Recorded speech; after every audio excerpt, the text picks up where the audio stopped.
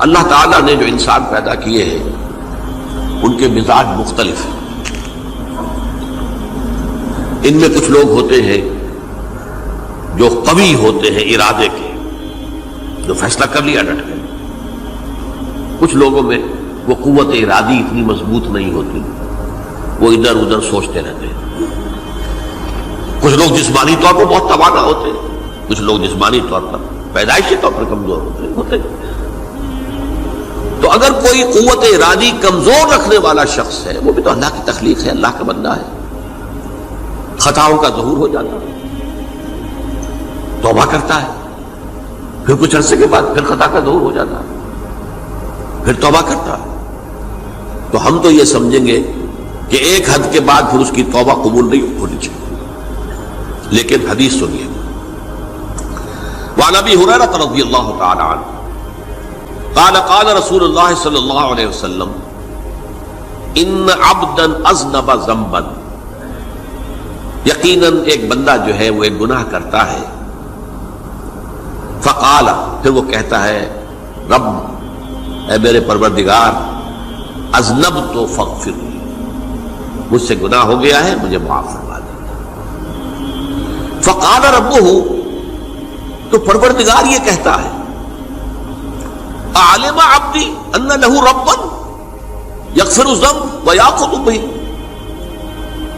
میرا یہ بندہ یہ جانتا ہے کہ اس کا ایک رب ہے جو گناہ معاف بھی کر سکتا ہے اور سزا دے بھی سکتا ہے. کیا معنی ہوئے؟ گناہ اس نے کیا ہے لیکن جانتا ہے اللہ کو کہ وہ معاف بھی فرما سکتا ہے، تبھی تو وہ اللہ سے معافی کی درخواست کر رہا ہے. اس کے اس جاننے کی بنیاد پر، اس کے اس علم کی بنیاد پر، اس کے اس ایمان کی بنیاد پر فرمایا غفرت لعبدی، میں نے اپنے بندے کو معاف کر دیا. ثم مکث ما شاء اللہ، پھر وقت گزرا جتنا کہ اللہ نے چاہا. ثم اذنب ذنبا، پھر اس سے گناہ ہو گیا.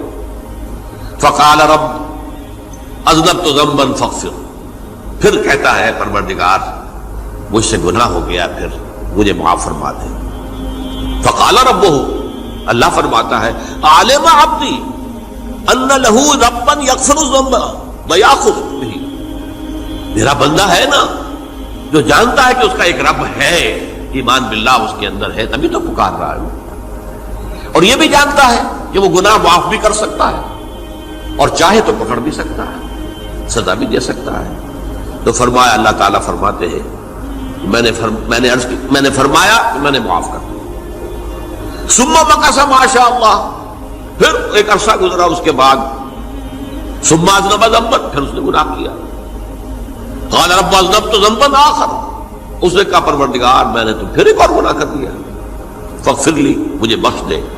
فقال اعلم عبدی ان لہ ربا یغفر الذنب ویأخذ بہ، میرا بندہ جانتا ہے نا کہ اس کا ایک رب ہے جسے وہ پکار رہا ہے، کہ وہ جانتا ہے کہ اسے اختیار حاصل ہے کہ چاہے تو بخش دے اور چاہے تو پکڑ لے.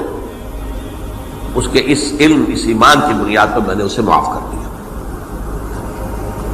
ایک اور حدیث، میں نے چونکہ اس گفتگو کے لیے ان احادیث کا تفحص کیا ہے، یہ تو بہت ہیں حدیثیں، میں نے ان میں سے کچھ چنی ہیں. ہمارے بعض واعظ ناصح وہ بھی کسی شخص کو روکتے رہے، برائیوں سے روکتے رہے، نہیں رکتا تو کہیں غصے میں آ کے اللہ تجھے کبھی معاف نہیں کرے. یہ کتنا بڑا جرم ہے، اس کا اندازہ کیجئے اس حدیث سے. تم میرے بندے کو میری رحمت سے مایوس کر رہے ہیں، کتنا بڑا جرم ہے، اس کا اندازہ کیجئے. یہ مسلم شریف کی روایت ہے عن جندب، حضرت جندب رضی اللہ تعالی عنہ سے، ان رسول اللہ صلی اللہ علیہ وسلم حدث، کہ اللہ کے رسول صلی اللہ علیہ وسلم نے ایک واقعہ بیان کیا. ان رجلا قال، کہ ایک شخص نے یہ کہا واللہ لا یغفر اللہ لفلان، کہ خدا کی قسم اللہ تعالیٰ فلاں شخص کو کبھی معاف نہیں کرے گا.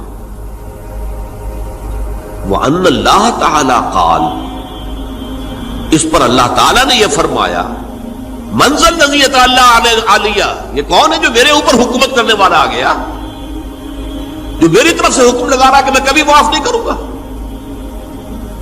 منزل نزی، کون ہے وہ شخص؟ الذی اللہ علیہ انی لا اغفر لفلان، کہ میں فلاں شخص کو کبھی معاف نہیں کروں گا، قد غفرت لفلان، اس کو تو میں نے معاف کر دیا، واحبطت عملہ، اس شخص کے تمام اعمال میں نے ضائع کر دیے کہ تم نے میرے بندے کو مایوس کیا۔ یہ ہے جرم کی انکار۔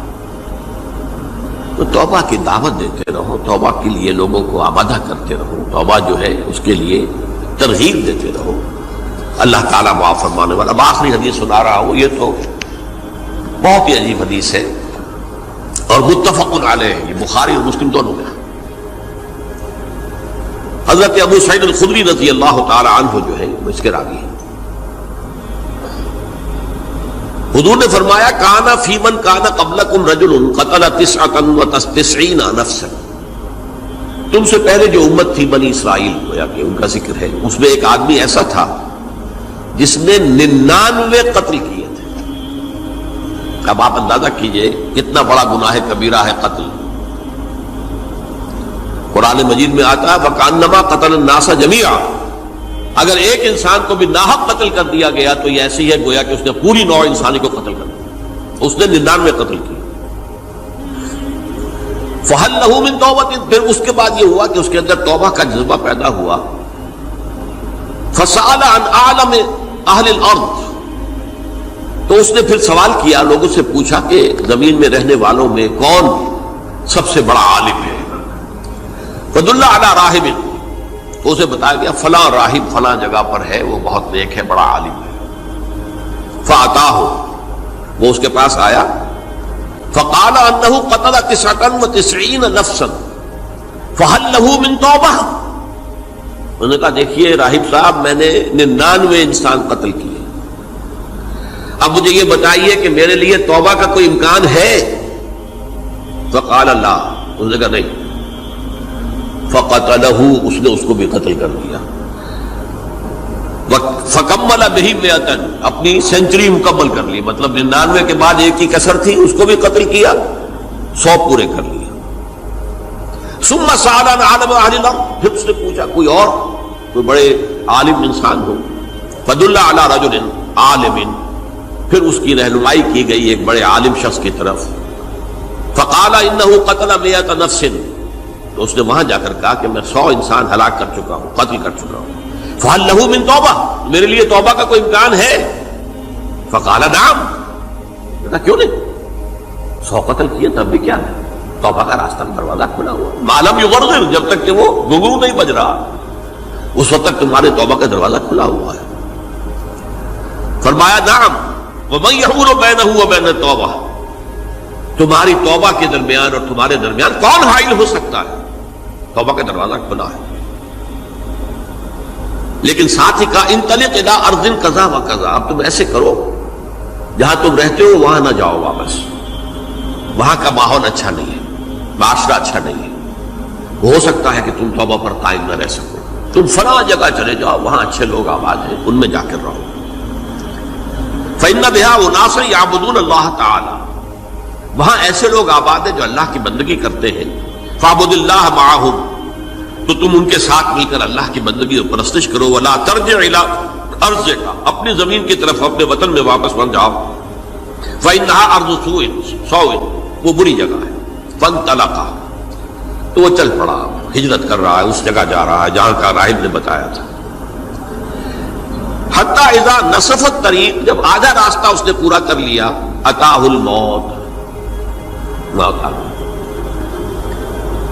فاختصمت فیہ ملائکۃ الرحمت و ملائکۃ العذاب، اب وہ جہنم کے فرشتے بھی آ گئے اس کی جان قبض کرنے کو، اور جنت کے بھی آ گئے۔ فقالت ملائکۃ الرحمہ، رحمت والے جو فرشتے ہیں جنت والے، انہوں نے کہا جا تائبا مقبلا بقلبہ اللہ تعالی، یہ شخص توبہ کر کے اللہ تعالیٰ کی طرف ہجرت کر رہا تھا، اس لیے اس کی نیت کی بنیاد پر اب یہ جنتی ہے، لہذا اس کی روح ہم قبض کریں۔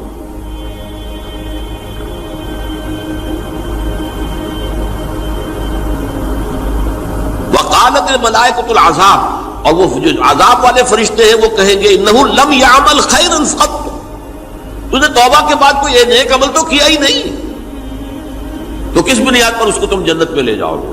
اس کو تو دوزخ میں جانا چاہیے۔ فاتاہ ملک فی صورت آدمی، تو ان کے پاس اللہ نے ایک اور فرشتے کو بھیج دیا آدمی انسانی شکل کے اندر، فجعلوہ بینہم، تو ان فرشتوں نے کہا بھائی ہمارا فیصلہ کرا دو، اس کی روح ہم لینا چاہتے ہیں یا ہم لینا چاہتے ہیں، انہیں حکم بنا لیا۔ فقال قیسوا ما بین الارضین فإلی ایتہما کان اقرب، کہ تم فاصلہ ناپ لو جہاں سے وہ چلا ہے اور جہاں جا رہا تھا اور یہاں اس کی موت ہو رہی ہے، تو کون سا فاصلہ زیادہ ہے؟ جب ناپا گیا، بلکہ ایک حدیث میں آتا ہے کہ اس پر اللہ نے زمین کو جو ہے حکم دے دیا، ایک طرف والی زمین تو سکڑ جا، دوسری والی جو ہے تو پھیل جا، تاکہ وہ جو جدھر جو جا رہا تھا وہ زیادہ قریب ہو جائے بنسبت اس کے کہ جہاں سے وہ چلا تھا۔ تو اس فیصلے پر پھر جو فرشتے تھے جو کہ رحمت کے فرشتے تھے وہ اس بندے کو لے گئے جنت کے اندر۔ یہ ہے توبہ کی عظمت اور اس کی